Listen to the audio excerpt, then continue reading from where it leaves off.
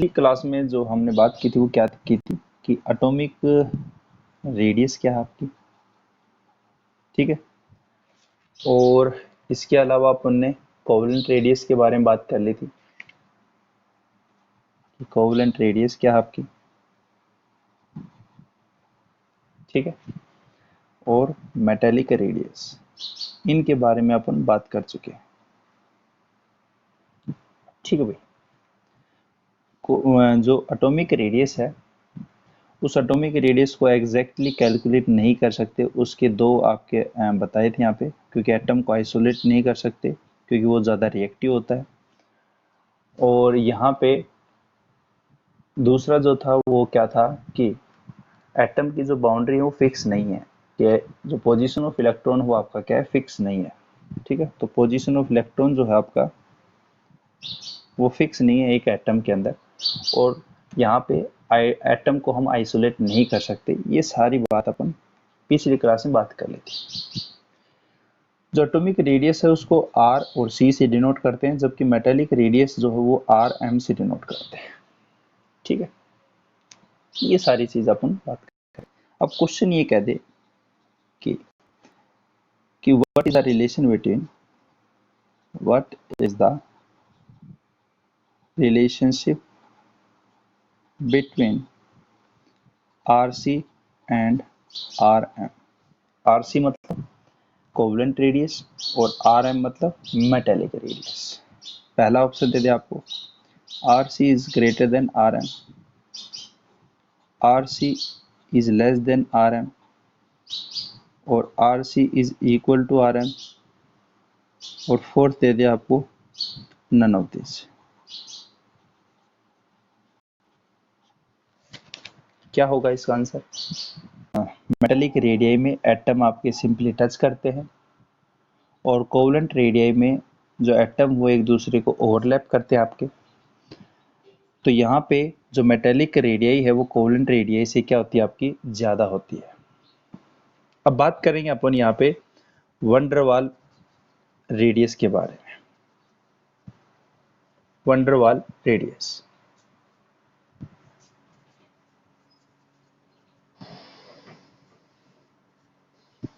ठीक है। जो वैन डर वाल रेडियस आपकी वो आपकी वैन डर वाल इंटरेक्शन के ऊपर डिपेंड करती है। वैन डर वाल इंटरेक्शन अपन ने पढ़ चुके हैं बेटा, ठीक है। यहाँ पे जैसे आपके पास एक Cl2 मॉलिक्यूल है और एक दूसरा Cl2 मॉलिक्यूल है, ठीक है। तो यहाँ पे ये मॉलिक्यूल है जो कि इसको अगर अपन रिप्रेजेंट करें तो ये आपका मॉलिक्यूल है Cl2 का, और यहाँ पे दूसरा मॉलिक्यूल है Cl2 का, ठीक है। इस एटम का सेंटर ये और इस एटम का सेंटर ये है। ये जो दोनों एटम है, ये वाला एटम और ये वाला जो एटम, वो एक दूसरे को टच कहीं भी नहीं कर रहे, सिंपली टच भी नहीं कर रहे आपके। जैसे कि आपके मेटेलिक रेडियस में थे एटम आपके सिंपली टच कर रहे थे, यहाँ पे सिंपली क्या हो रहा था, आपका टच हो रहा था।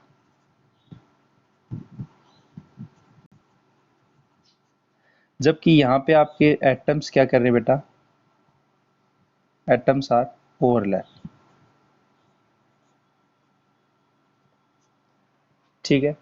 यहाँ पे एटम क्या कर रहे हैं, ओवरलैप कर रहे हैं, यहाँ पे सिंपली क्या कर रहे हैं, टच कर रहे हैं।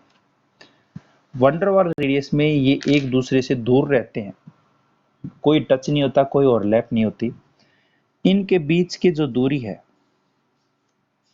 ठीक है, इनके बीच की जो दूरी होती है उस दूरी का अगर हाफ कर दे उसको क्या बोलते हैं, यहाँ पे वैन डर वाल रेडियस बोलते हैं, RV, ठीक है। तो अगर अपन यहाँ पे इसकी डेफिनेशन अगर लिखते हैं तो डेफिनेशन क्या होगी यहाँ पे कि हाफ ऑफ डिस्टेंस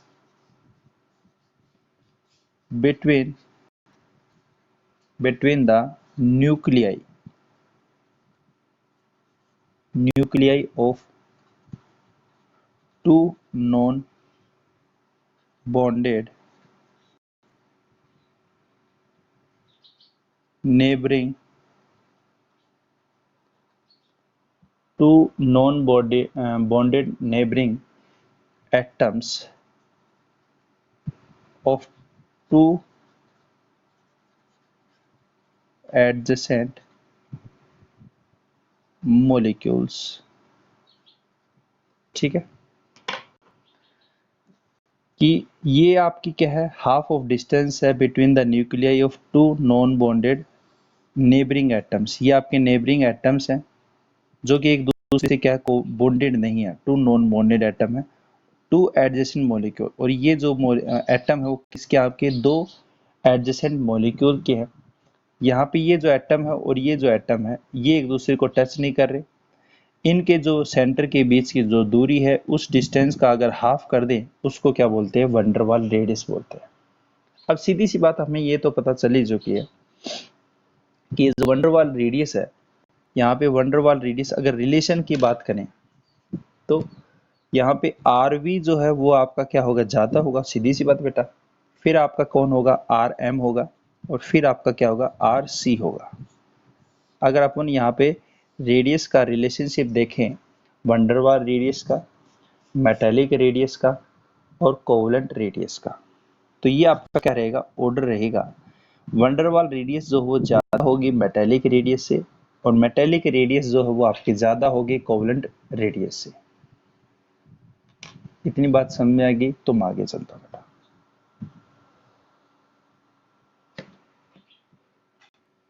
ठीक है, हाँ या ना।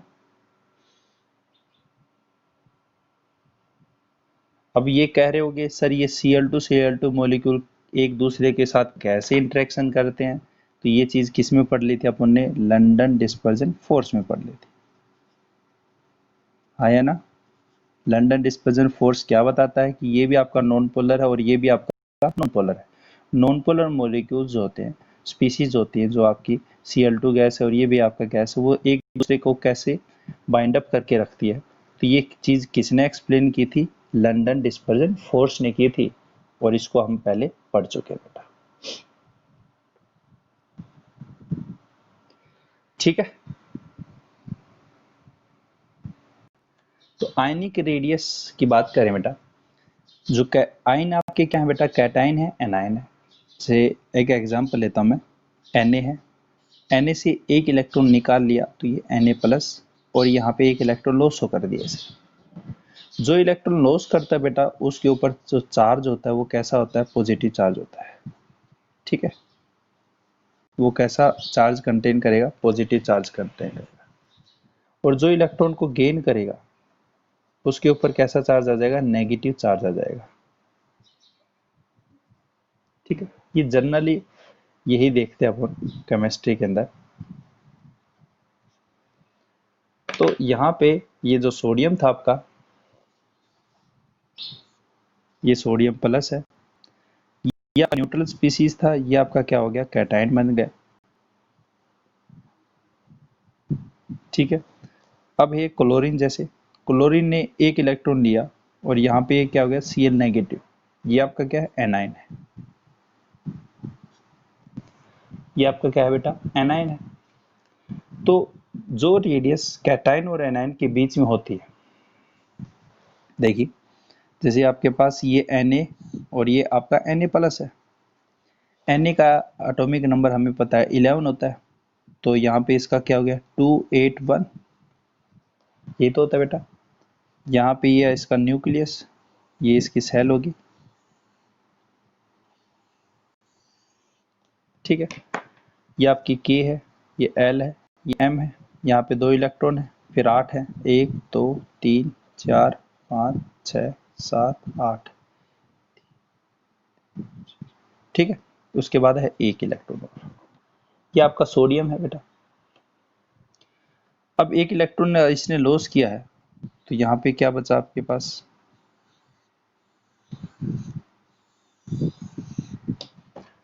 ये आपका यहाँ पे 2 इलेक्ट्रॉन यहाँ पे, और ठीक है, क्योंकि 1 इलेक्ट्रॉन जो था आपका M सेल का वो इलेक्ट्रॉन आपका क्या हो चुका है बेटा, लॉस हो चुका है, लॉस हो चुका है। तो अभी तक जो न्यूट्रल स्पीसीज थी उसके लिए हम क्या निकालते हैं, एटॉमिक रेडियस। एटॉमिक रेडियस क्या होती है, सेंटर से लेके और आउटर मोस्ट सेल का में जो इलेक्ट्रॉन है उसकी जो बीच की दूरी होती है, उस बीच की दूरी का अगर हम यहाँ पे उस दूरी को बोले तो वो आपकी क्या होती है, आपकी एटॉमिक रेडियस होती है। हाँ या ना, क्या होगी बेटा, एटॉमिक रेडियस होगी। अब यहाँ पे इलेक्ट्रॉन क्या है, जो आपका ये के है, ये एल है, ये एम है। एम सेल में तो रहा ही नहीं आपका, एम सेल में है ही नहीं, तो अब इलेक्ट्रॉन कहाँ पे है, के सेल में। तो यहाँ पे सेंटर और के सेल में जो इलेक्ट्रॉन के बीच की जो दूरी है, इस दूरी को हम क्या बोलते हैं, अब इलेक्ट्रॉन लॉस हो चुका है तो यहाँ पे इसको क्या बोलेंगे बेटा, आयोनिक रेडियस, मतलब कैटायनिक, कैटायन बन चुका है तो कैटायनिक रेडियस बोल देंगे इसको, कैटायनिक रेडियस। कैटायन के बीच में देख रहे हैं कैटायन बन चुका है क्योंकि यहाँ पे सोडियम ने इलेक्ट्रॉन को क्या कर दिया, लॉस कर दिया। तो यहाँ पे ये सोडियम जो है वो आप यहाँ पे क्या बनना है, कैटायन। तो कैटायन में देख रहे हैं तो यहाँ पे क्या हो गया आपका, कैटायनिक रेडियस हो गया। कैटायनिक रेडियस ये आपका क्या हो गया यहाँ पे, ये आपका कैटायनिक रेडियस है। अगर आपसे पूछ ले एटॉमिक रेडियस और कैटायनिक रेडियस में रिलेशन क्या है आपका, अगर आपको ये पूछ लिया जाए तो ये कौन सा होगा आपका, यहाँ पे ऑब्वियसली बात है, यहाँ पे जो एटॉमिक रेडियस वो ज़्यादा होगी, एटॉमिक रेडियस जो है वो ज़्यादा होगी as compare to cationic radius के। हाँ या ना, बोलो बेटा। क्योंकि यहाँ पे कैटायन में तो अब आउटर मोस्ट सेल में इलेक्ट्रॉन है नहीं, और आपकी जो रेडियस थी वो क्या होती है कि न्यूक्लियस के सेंटर से और आउटर मोस्ट सेल में जो इलेक्ट्रॉन है उसके बीच की जो दूरी होती है उस दूरी को क्या बोलते हैं अपन यहाँ पे, कैटायनिक रेडियस बोलते हैं। क्योंकि एटॉमिक रेडियस यही तो था आपका डेफिनेशन, बोलो।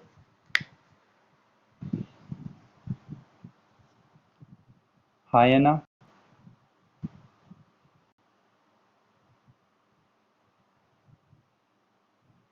मैं एक बात बताता हूँ, कोई बात नहीं। देखिए जो आयनिक रेडियस था, वो आयनिक रेडियस बेटा क्या है, यहाँ पे कैटायन और जो एनायन है उसके बीच में देखते हैं, जिसे अपन ने एग्जाम्पल लिया सोडियम है।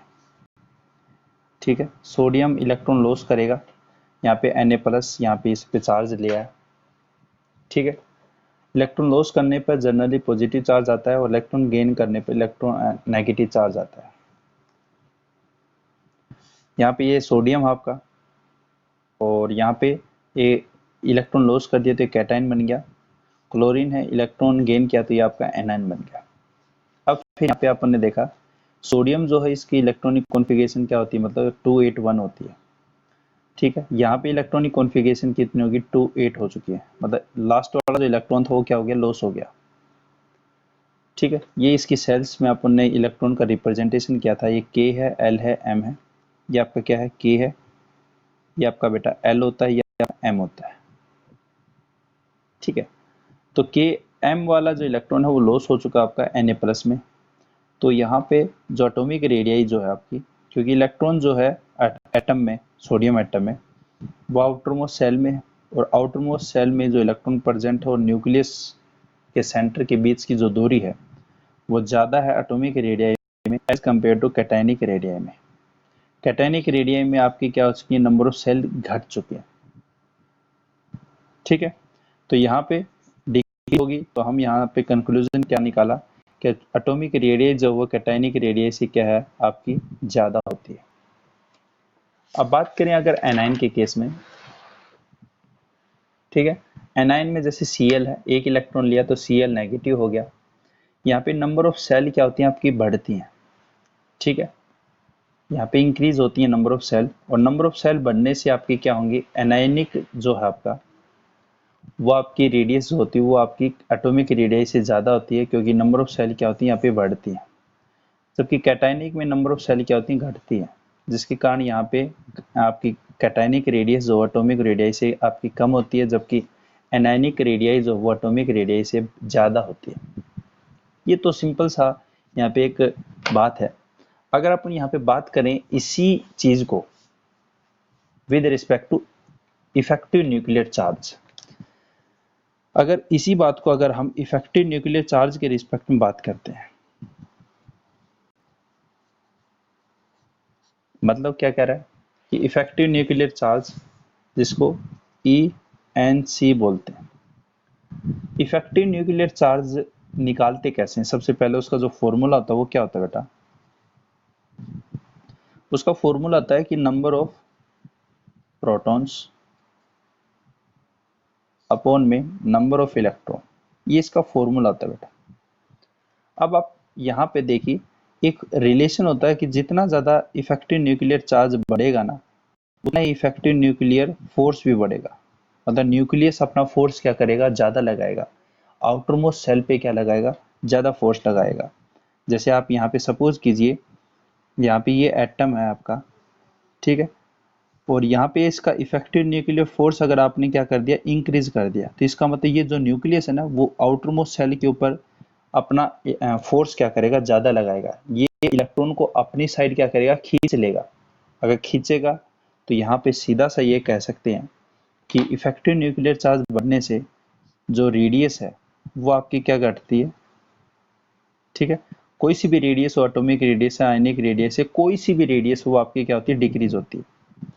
ठीक है, तो रेडियस आपकी क्या होती है? घटती है। जनरली हम बात किसकी करते हैं? एटॉमिक रेडियस की।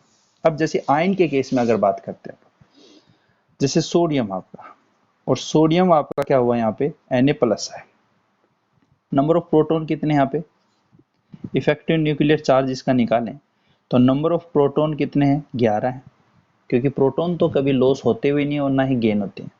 केवल और केवल रिएक्शन के दौरान इलेक्ट्रॉन का आदान प्रदान होता है, इलेक्ट्रॉन का लॉस होता है या इलेक्ट्रॉन का गेन होता है।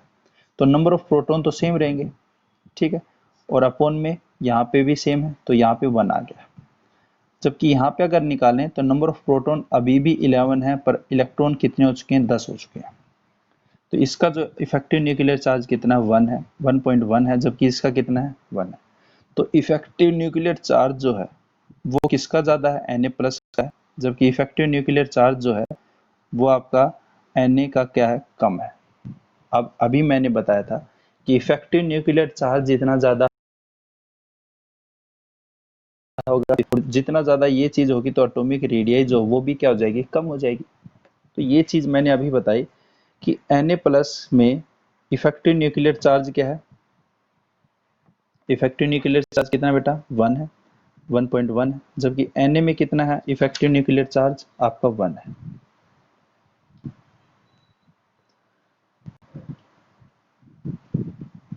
ठीक है, ये आपका 1.1 है और ये आपका इतना 1 है।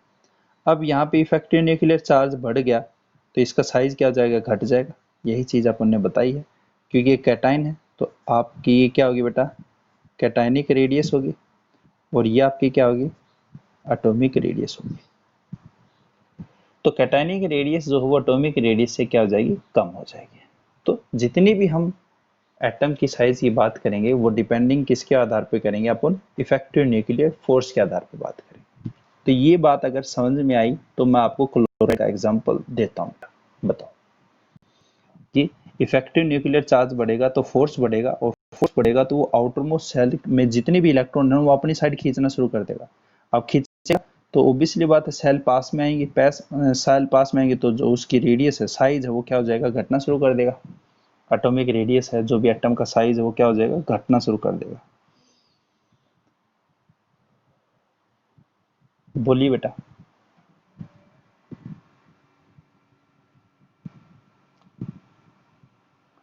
समझ में आया?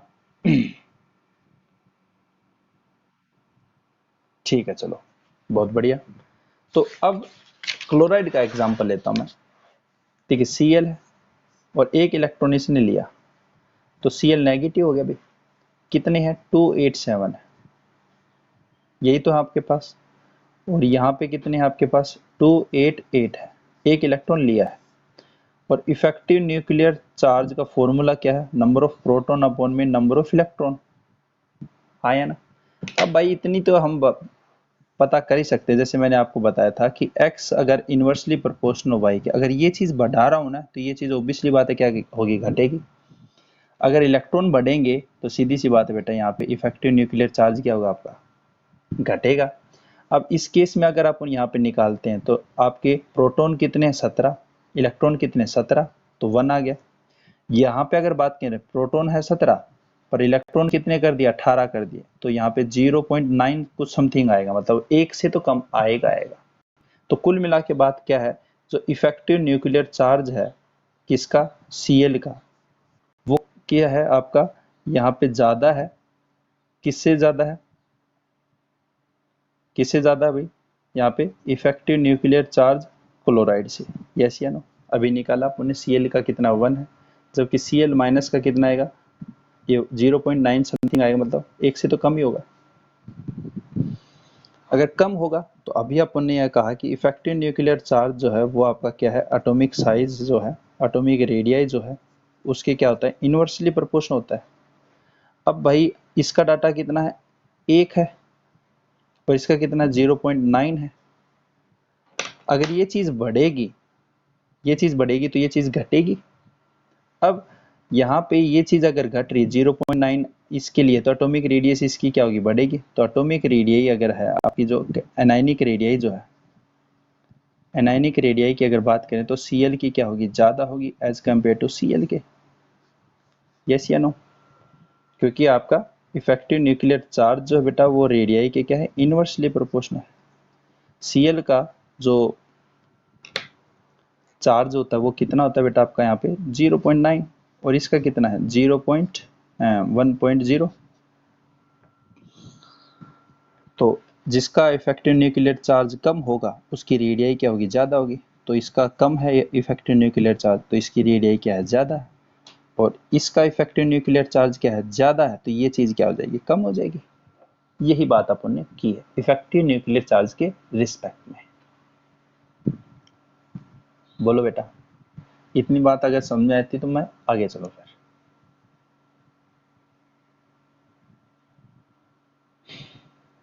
बोलो।